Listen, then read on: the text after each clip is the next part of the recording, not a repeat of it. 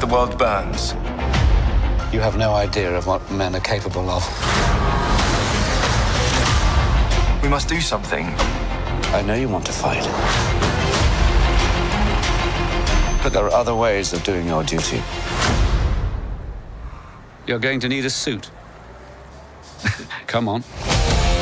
Yes! De danske biografer er omsider åbne igen, og det gør det umuligt ikke at komme i festhumør.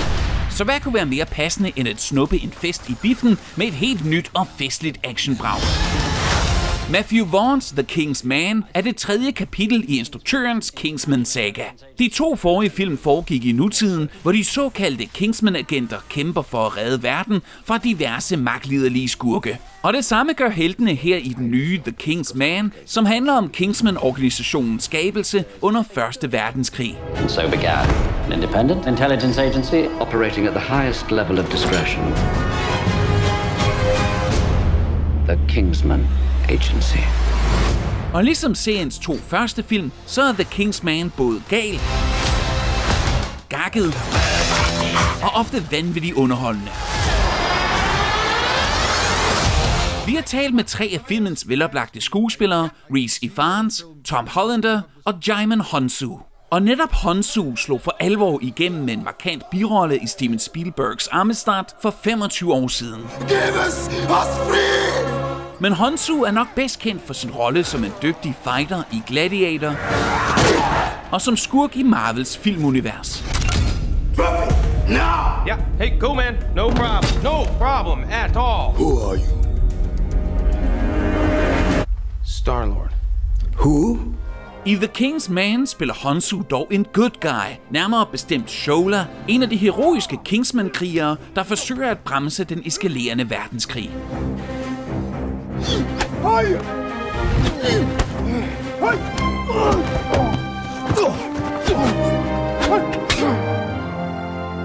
Can you fight with only one arm? Oh, yes. If I had someone left to fight. Hello! Hello, Johan. Hello, Djimon. Nice to see you. How are you? You're fresh. Yes. Top. You're really participating in so much of the fun stuff that's in this movie, but your character Shola, is really shrouded in mystery. We don't get to hear too much about his background. Did you make up sort of your own background for the character? Yes, of course. I had to create that for myself, but this is, some of the luxury of keeping, certain things a bit secret. My backstory, it's not really highlighted in this story, but the backstory is very clear to me. It's well defined, and so it did help me to navigate and go forward with the story.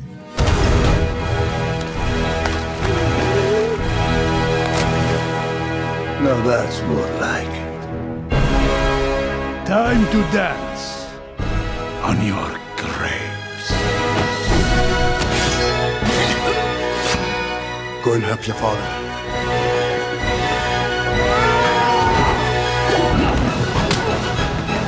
You're participating in probably my favorite scene in the film, which is your fight with Rasputin, because of how well the action plays together with the music and the choreography of it all. Did you have to do like special work on that in terms of getting it to mesh with the beats of the music, or did they play music on set, or was that all in the editing? Well, part of it was in the editing, but you couldn't do this action sort of sequence without a great amount of preparation, right? It's unimaginable. You had to be prepared. You had to, sort of practice time and time again the choreography, and even with all the practice, because there's so much going on in that room, there's so much going on in that fight, and there were so many of us involved in the fight. So that was definitely difficult fight sequence to film. Yeah, and have to do a lot of work on the choreography to make sure you don't get hurt or you suddenly get hit by a fist or a prop knife or any of that stuff. How does it come together? I mean, really, it's first of all, you have hopefully an epic story that is well defined in its action, and hope that you execute all the actions right. And again, this is a set piece in a way that the two previous series were well executed and well done, and has a great following now, and that was quite helpful. Now I hope to see you in, they're talking very much about Gladiator 2 again, and you were the last character we saw in the first one, so who knows, maybe see you in a sequel. Dernæst talte vi med Tom Hollander og Rhys Ifans. To herlige britiske skuespillere, som samtidig er de to helt store højdepunkter i The Kingsman. I apologize. Rhys Ifans er simpelthen ufattelig morsom som Rasputin, den russiske zars betroede rådgiver. Ifans har da også tidligere været hysterisk morsom på film, blandt andet i den romantiske komedie Notting Hill. Tom Hollander er til gengæld bedre kendt for sin lidt mere tørre humor. We need prisoners to interrogate, which tends to work best when they're alive. Og i The Kingsman spiller Hollander faktisk hele 3 roller. Kongen af England, den tyske kejser og den russiske zar, som der også i virkelighedens verden lignede hinanden og var fætre. Og det er simpelthen en fornøjelse at se Hollander veksle imellem at spille stoisk brite, behersket russer og så fuldstændig løssluppen tysker. I really had a blast with this film, and I gotta say, that's why it's such a huge pleasure for me to talk specifically with the two of you, because I think you're actually the very best thing in this film. Oh, thank you. You're so delightfully over the top and colorful, just like the movie itself. But that made me wonder, actually, is that a difficult challenge as actors on a project like this that is so outlandish, to not go so overboard that you're also kind of sort of bursting the film's dramatic bubble as well, knowing when to sort of rein it in and when to take it, straight to the edge? Well, you have to trust that the filmmaker knows what they're doing, which in this case we could, because Matthew Vaughns is a great stylist. There's a great range in his work, but he is a very singular film director that often uses very bright colours in things. We had the other films to see, so you could trust that he knew when to turn down the volume or when to turn it up. So our job was to sort of give him stuff to play with. You give him gear, as it's sometimes referred to, and then he goes away and uses the bits that he likes. But even though the film is so delightfully colorful and over the top, you're still playing, real historical characters. Is there still a lot of work goes into, doing historical research on these characters and their voices and everything when playing these parts?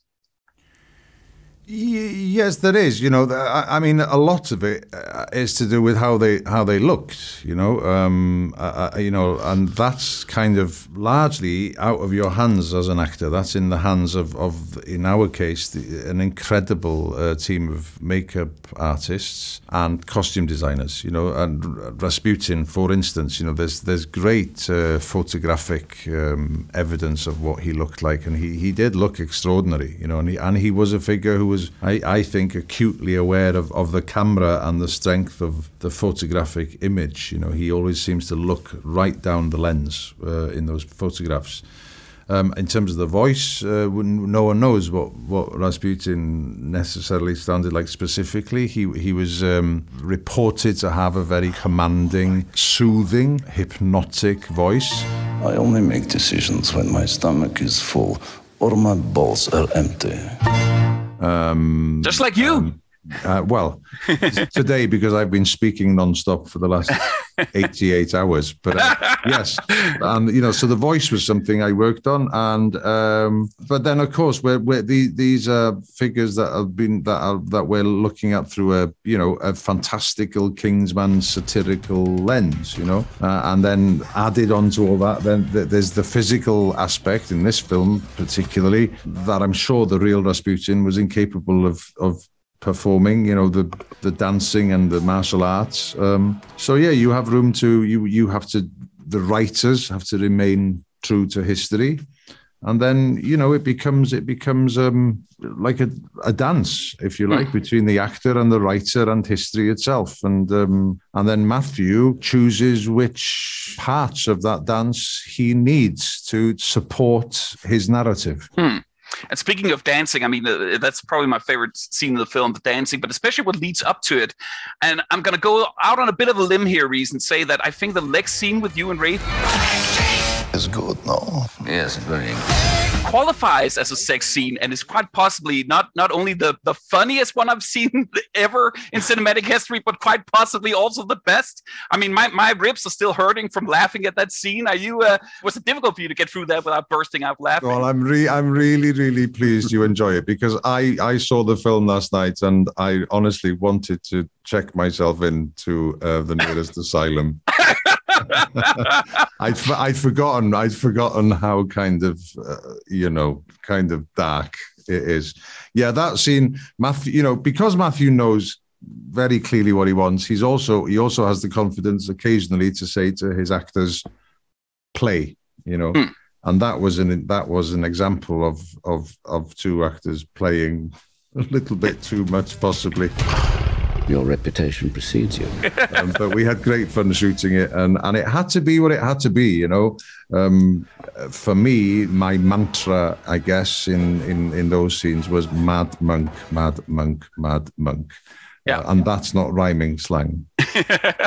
This is the second period piece with the both of you in dashing historical costumes after this one and Elizabeth the Golden Age. My time has come, Majesty.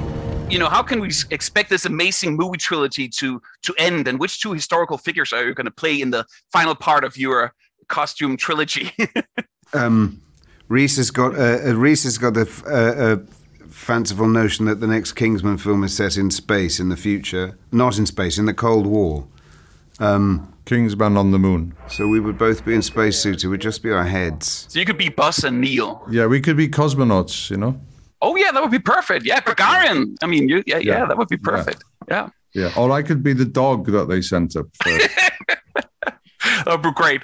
Well, thank you so much, guys. Can I ask you? I can see you're a film fan. You have the Star Trek Enterprise behind you. And what's on your shelves? Are they books or movies? It's all movies. It's all Blu-rays. About 3,000 of them. Yeah. My God, that's amazing! What a collection. Are they videos or DVDs? They're Blu-rays, actually. Blu-rays and DVDs. So yeah. Wow, what an incredible collection. Thank you. Well, I know it's a bit old-fashioned. When I see somebody with a collection like that, the fact that you've enjoyed our film really means a lot, because obviously you see a lot. So that's high praise indeed. Thank you very much. Don Quixote and Sancho Panza is my answer. I've now thought of a decent one.